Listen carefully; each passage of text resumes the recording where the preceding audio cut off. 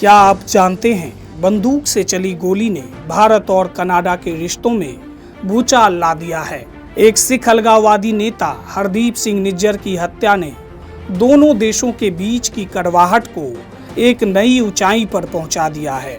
यह सिर्फ भारत और कनाडा के रिश्तों को प्रभावित नहीं कर रहा, बल्कि वैश्विक राजनीति के ताने बाने को भी बदल रहा है। सवाल उठता है कि क्या ये विवाद कभी सुलझेंगे? तो चलिए इस कहानी के तह में चलते हैं। यह कहानी 18 जून 2023 को शुरू होती है। दरअसल सिख अलगाववादी नेता हरदीप सिंह निज्जर को कनाडा के गुरुद्वारे के बाहर गोली मार दी जाती है।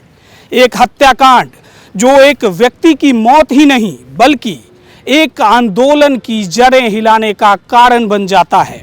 और इस हत्याकांड से सबसे ज्यादा किसी को दुख पहुंचता है तो वो है कनाडा।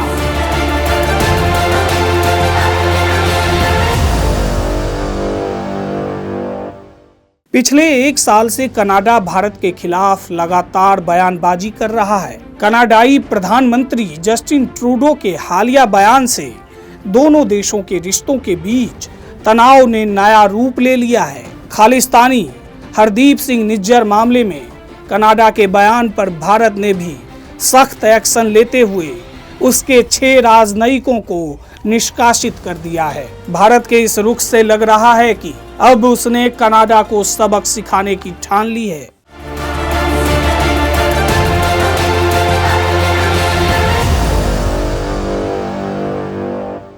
भारत और कनाडा के बीच के बायलैटरल ट्रेड की बात करें तो करीब 67,000 करोड़ रुपए का है, जिसमें भारत बड़े पैमाने पर कनाडा को कई चीजें एक्सपोर्ट करता है।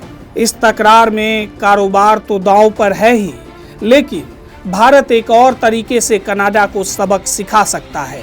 दरअसल अगले साल G7 का 11वां समिट कनाडा में होने जा रहा है। G7 देशों के साथ साथ इसमें कई और मेहमान देश भी हिस्सा लेने वाले हैं, जिसमें भारत भी शामिल है।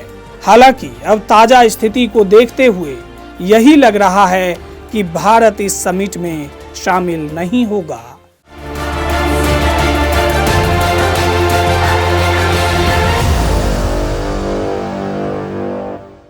भारत कनाडा को दवाइयां, हीरे जवाहरात और रत्न, कपड़ा, मशीनरी, स्टील और लोहे के उत्पाद, ऑटो पार्ट्स, इलेक्ट्रॉनिक आइटम्स और विमान के उपकरण आदि एक्सपोर्ट करता है।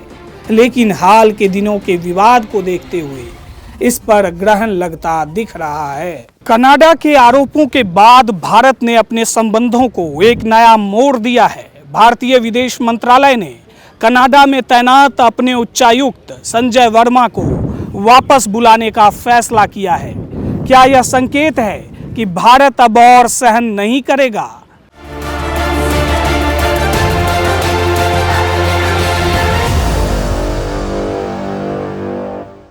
ट्रूडो ने हरदीप सिंह निज्जर हत्याकांड मामले में कहा है, हम यह लड़ाई नहीं चाहते, लेकिन जाहिर है कि कनाडा की धरती पर एक कनाडाई की हत्या ऐसी चीज नहीं है जिसे हम एक देश के रूप में नजरअंदाज कर सकें।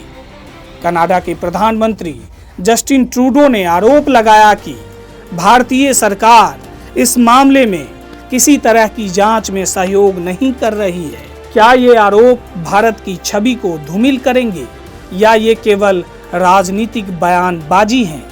हालांकि भारत ने इसे गंभीरता से लेते हुए कनाडा के राजनयिकों को तत्काल देश छोड़ने का आदेश दिया है। विशेषज्ञों का मानना है ये तनाव केवल शब्दों तक सीमित नहीं रहेंगे। भविष्य में क्या दोनों देशों के रिश्ते में कोई सुधार होगा या यह और बिगड़ेंगे, यह तो वक्त ही बताएगा।